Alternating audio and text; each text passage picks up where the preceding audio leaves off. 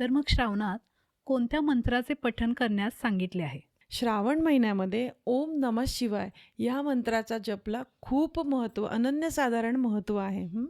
अच्छा. तुझ्या एक गोष्ट लक्षात येते का प्रिया? महादेवांच्या मंत्रामध्ये आधी समर्पण आहे आणि मग देवाचं नाव आहे. अच्छा. तू जर बाकीचे मंत्र कुठले पाहिले तर ओम विष्णवे नमः, ओम श्री महालक्ष्म्यै नमः, बरोबर. नमः हे शेवटी येतं, शेवटी येतं. बरोबर. हं. आधी देवाचं नाव येतं आणि मग शेवटी नमः येतं, मग समर्पण येतं.